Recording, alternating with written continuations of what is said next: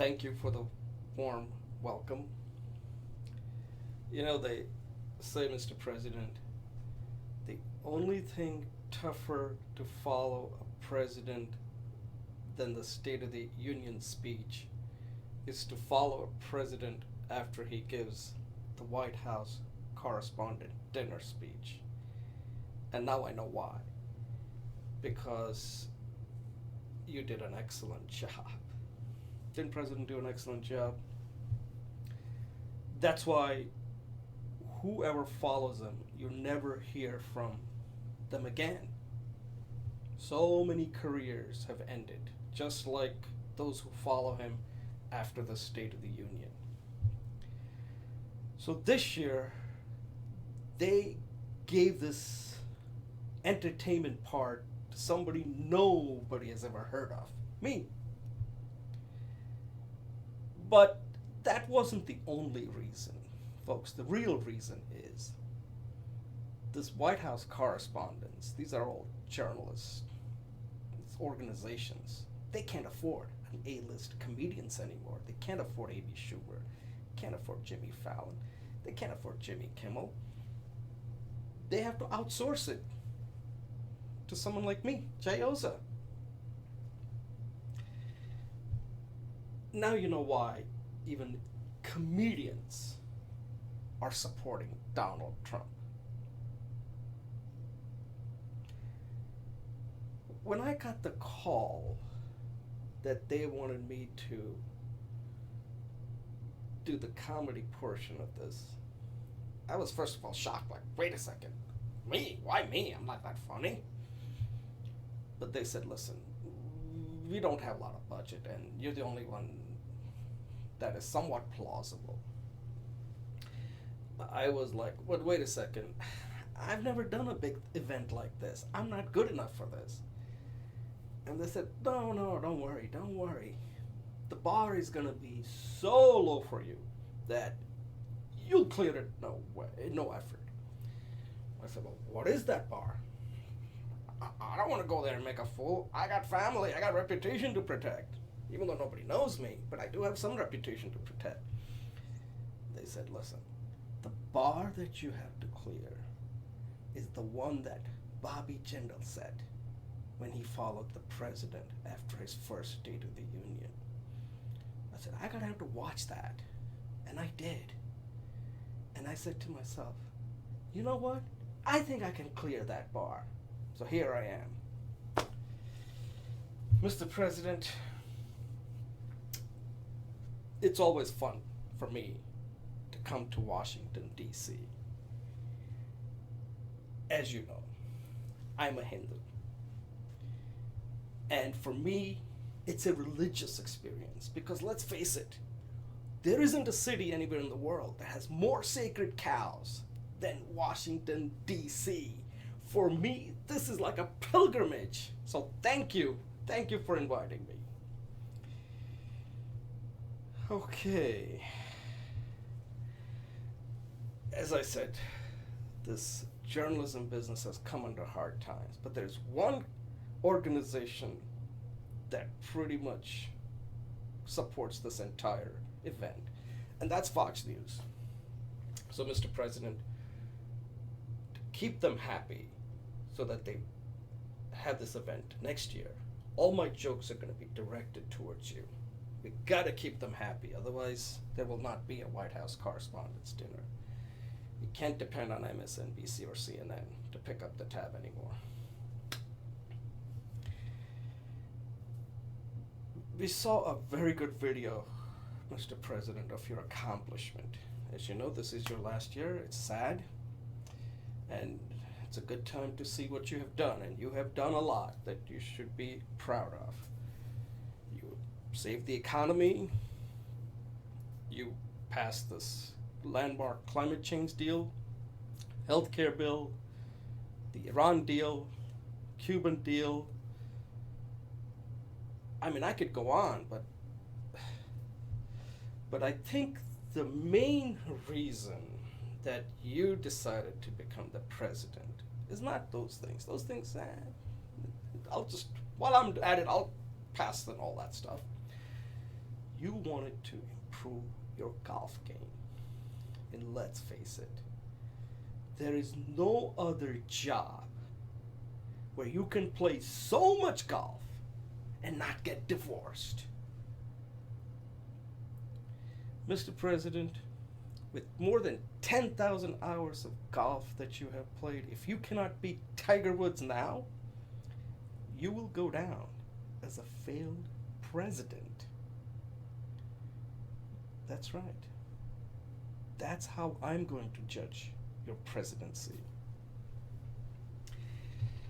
But, Mr. President, that first weekend after you get on the Air Force One for the last time, on January 20th and on 21st or 22nd, you're gonna get calls from your buddy John Boehner to join him for a foursome, and then Bill Clinton will be calling you to play together a round of golf. And if I were you, Mr. President, I would not ask Michelle to go play golf. You know what she's gonna say? Barack, get your bony ass up and get ready and come with me to the mall for shopping for the whole day. Mr. President, your life is going to change on January 20th. You know that last executive order that you're sitting on?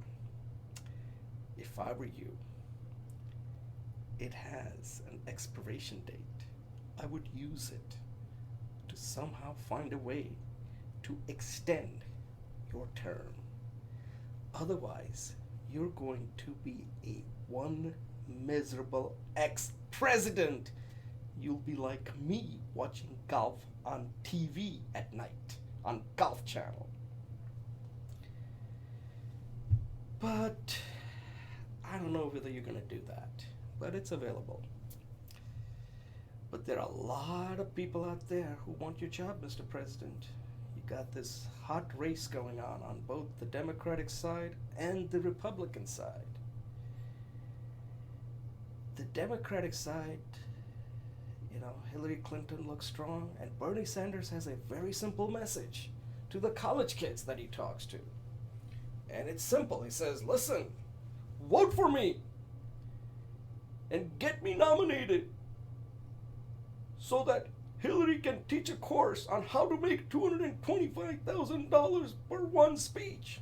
And the kids just are like so excited. They all want to become millionaires. I tell you, that is a great pitch. Then, on the Republican side, it's gotten even better. You started out with 17 and now you're down to 3. When this whole thing started on the Republican side, we kept on hearing, this is the deepest bench we've ever seen. You've had senators, you've had 2-term governors, 3-term governors, royalty. And out of nowhere comes a walk-on who's gonna most likely win the nomination. Mr. President, you can relate to that.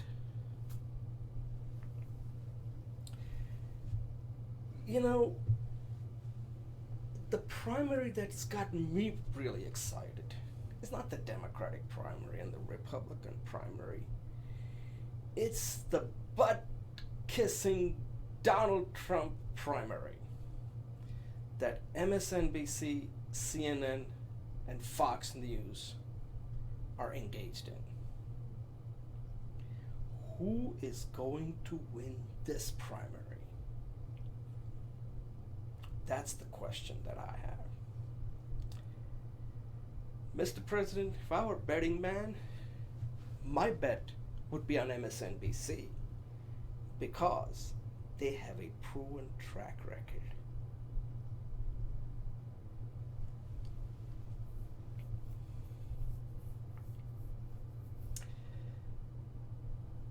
This Donald Trump getting the nomination, it's out of nowhere that somehow I feel that there is something going on that is much deeper that needs to be investigated. The only thing I could come up with is a couple of years ago, when Bill Clinton went to see the senior Bush, they were watching TV, and suddenly, flipping the channels, they ended up watching The Apprentice. At that point, they bet $1. They said, I bet you that we can take this loudmouth TV celebrity and make him the president, and take this other guy who's a two-term governor, whose father was an ex-president, whose brother was an ex-president. He's probably got over 100 million in war chest, and turn him into Mr. Irrelevant. Folks, life does imitate art.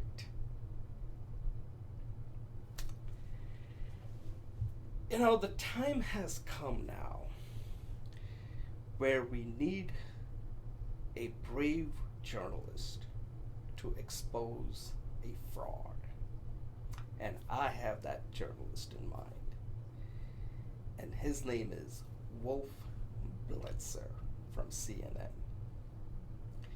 If you remember, it was Wolf Blitzer who exposed that fraud that family perpetrated on America that we all know as the Balloon Boy. Remember that? When Wolf was interviewing the family on TV, the young boy said, "We did it for the show." I think time has come for us to enlist Wolf Blitzer and get the Trump family on TV and get Trump to admit, "I did it all for the show," and save us this nightmare. Folks, if my jokes bombed, you can blame it on my degree from Trump University. Thank you all.